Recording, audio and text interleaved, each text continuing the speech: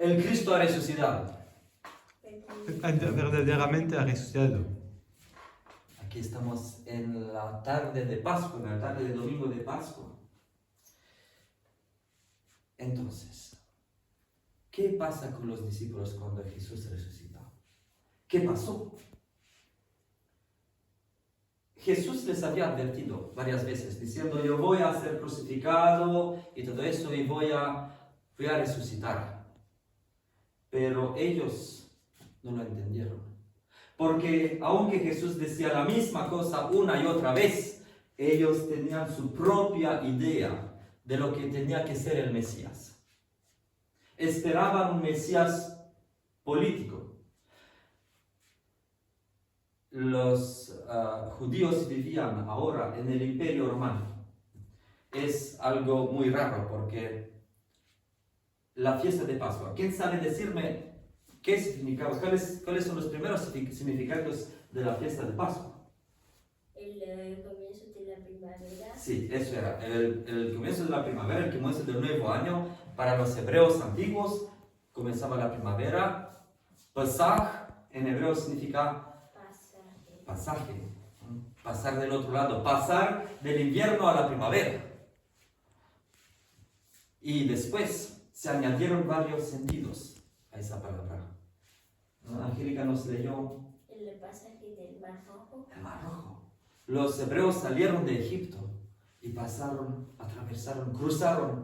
ese brazo de mar, porque no puedes cruzar un mar entero, pero pasaron, porque Dios los abrió el mar y pasaron por allá. Entonces el pasaje, la idea de Pascua, tomó un nuevo significado. Y luego, después de varias cosas, Jesús resucitó en Pascua. Pero es muy raro porque los judíos del tiempo de Jesús celebraban la Pascua. Ellos celebraban el fin de la esclavitud de los hebreos en tierra de Egipto. Y ahora, miren, ellos de nuevo estaban bajo el yugo romano. A que pueden celebrar algo como libertad y ya no hay libertad. Entonces ellos esperaban un Mesías político. Pero el Mesías, bueno, hay varios personajes que los profetas, o varias ideas, que los profetas habían anunciado.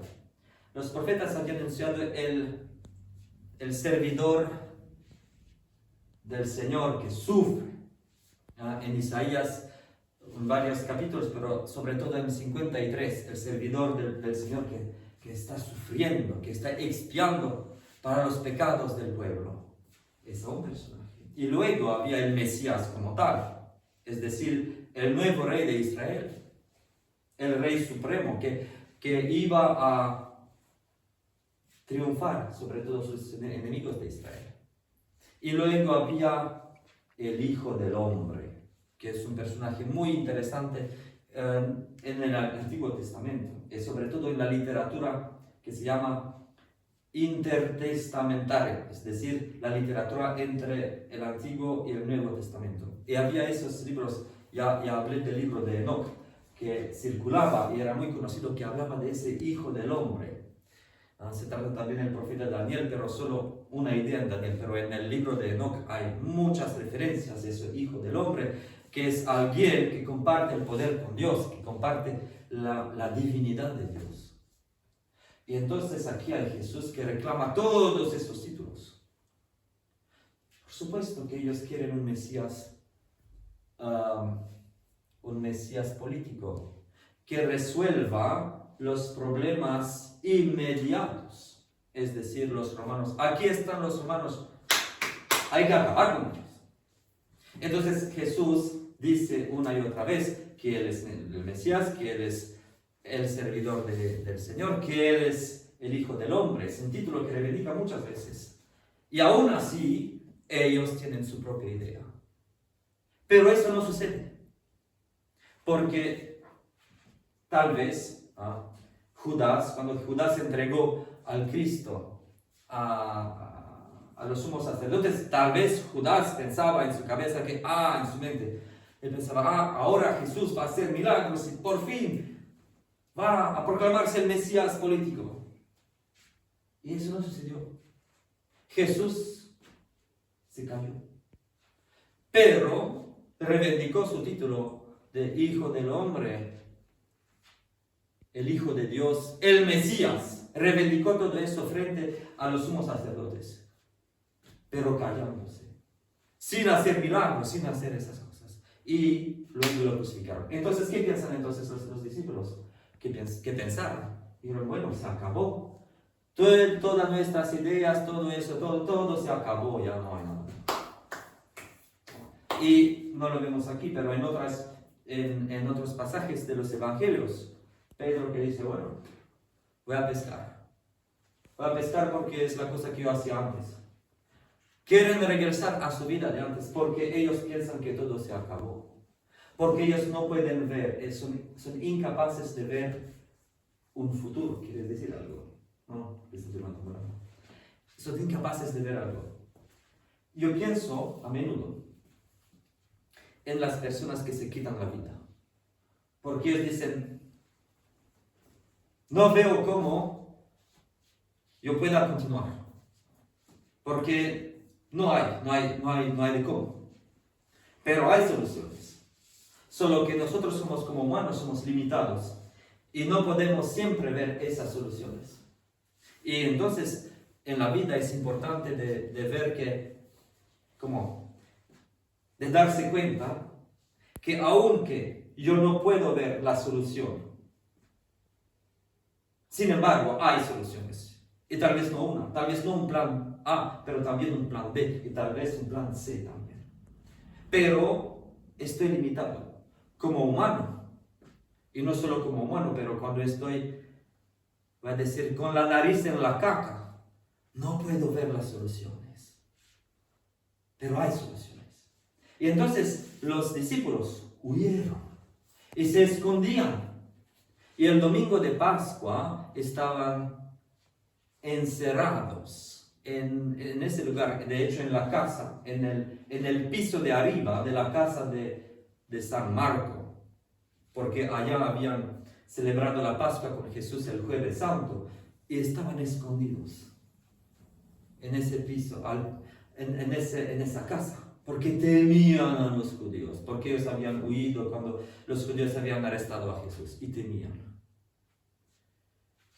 Y ellos no veían cómo todo podía continuar. Y luego Jesús, ¿qué hace? Pasa a través de las puertas. Y les dice, la paz sea con ustedes. Es decir que, no sé si se acuerdan ustedes, Jesús ha dicho a los discípulos que después de su resurrección, Él iba a encontrarlos en Galilea. Y también en la noche de sábado a domingo, cuando Jesús les aparece a esas mujeres, les dice, los ángeles dicen a las mujeres, vayan a Galilea, digan a los discípulos que vean a Galilea. Jesús, él mismo aparece resucitando a las mujeres y les dice, digan a mis hermanos que me encuentren en Galilea. ¿Y qué pasa? Ellos escuchan. Nada. Prefieren esconderse en un piso. Bueno, Jesús tiene que cambiar sus planes. Y ya no va a Galilea. ¿Y qué hace? Entra por las puertas cerradas. Jesús tiene que cambiar de plan, porque si no, no va a funcionar. Porque ellos no escuchan. Y se les aparece. En una semana vamos a leer lo que pasa después, porque Tomás no estaba con ellos. Y la historia, pero Jesús les aparece y les dice, reciban el Espíritu Santo. Y aquí nos da, lo que nos da aquí es el sacramento de la penitencia o sacramento de la confesión, porque sopla el Espíritu Santo en los apóstoles, y entonces los apóstoles y sus sucesores, los obispos y nosotros presbíteros o sacerdotes, tenemos ese poder que Jesús ha entregado, que cuando la gente se confiesa sus pecados, que podamos dar la absolución de los pecados en nombre de Dios. Bueno, Jesús resucitó, pero de nuevo, los planes de los discípulos no eran esos. Y Él tiene su propio plan. Sí, hay una solución al problema. Y de hecho ni siquiera hay problema. Ni siquiera hay el problema porque hay otros problemas. Es decir que ellos se preocupaban de los problemas políticos. Y después de la resurrección de Cristo se dan cuenta que hay otros problemas en el mundo, que son más graves que los problemas políticos. Y que el mundo necesita salvación. Salvación para entregarse de nuevo a Dios, para vivir de la vida con Dios. Vamos a ir un poco más atrás. ¿Cuál es la historia? La historia es que Dios es un Dios en 3 personas. No son los 3 dioses, pero un Dios único. El Padre, su Verbo o su palabra, o su Hijo, y el Espíritu Santo. Bueno, Espíritu es una imagen, porque Ruach significa viento, soplo. Y Dios el Padre, desde toda eternidad, es decir, fuera del espacio y del tiempo, está dando a luz a su Hijo, o su Verbo, y está soplando a su Espíritu. Desde toda eternidad, es decir, que todo eso pasa fuera del espacio y del tiempo. Dios es un Dios de amor. El Dios cristiano no es como el Dios islámico. El Dios islámico se aburre, está solo y necesita una creación para no estar solo. El Dios cristiano no. Dios cristiano es amor, el amor de esas 3 personas que son uno. Y Dios dice, por amor, yo quiero que otros existen. Yo soy, pero quiero que otros existen, otros fuera de mí. Y entonces Dios crea el espacio y el tiempo. Y crea a los ángeles. Y crea a los humanos, a los animales, etc. Al mundo, a un universo. Y entonces, ¿por qué un universo tan vasto y frío? Un universo sin vida, tan vasto y sin vida. Porque se necesitaban unas leyes naturales para que la vida pudiera aparecer aquí en la Tierra. Y para poner en marcha esas leyes era necesario crear más que lo que se necesitaba. Pero no voy a entrar en esas cosas, están escritas en libros de ciencia. Pero Dios ama y crea. ¿Y qué pasa con sus criaturas? 1/3 de los ángeles caen en el pecado, porque dicen, bueno, voy a ser como Dios. Y entonces, por el hecho mismo de revoltarse contra Dios, caen. Pierden su inocencia y se convierten en demonios. Y después ellos intentan hacer la misma cosa al resto de la creación de Dios. Y entonces, los humanos, y voy a decir aún más, toda la creación, los animales también, todo el mundo, caen en el pecado. ¿Qué es el pecado? Es desconectarse de Dios. En esa desconexión de Dios. Y entonces, después Dios dice, voy a liberar la creación. Entonces Dios el Hijo, él mismo, sin dejar de ser Dios, sin dejar eso, toma un cuerpo humano, él se hace humano. 100% Dios, 100% humano. Y expía por la creación. Y muere en la cruz. Se deja morir en la cruz. Y luego resucita. Con un cuerpo glorificado. Un cuerpo que puede pasar a través de las puertas.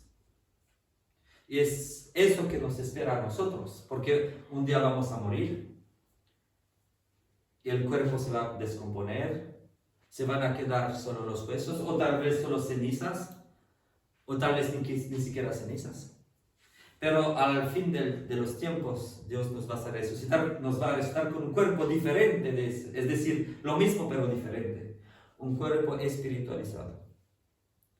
Un cuerpo que puede pasar a través de la materia. Un cuerpo que puede comer pero no necesita comer. Puede beber pero no necesita tomar. Y eso es lo que nos espera.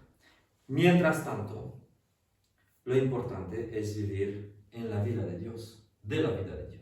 Bueno, ¿acaso, como lo dije esta mañana, porque tuvimos otra misa esta mañana, ¿acaso la religión no es el opio del pueblo?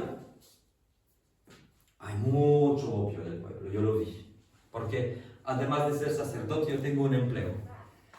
Hay mucho opio del pueblo, pero en nuestros días no lo es tanto la religión como otras muchísimas cosas.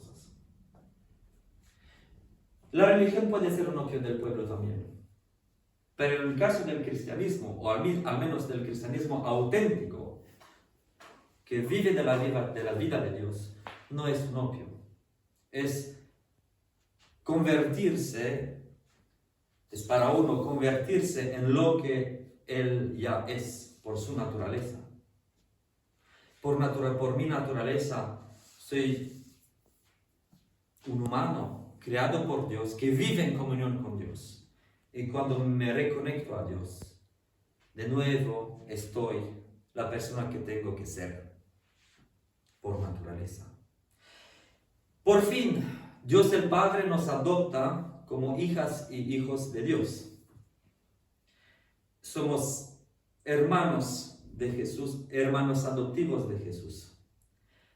Y vivimos de la vida de Dios. Amén. Amén.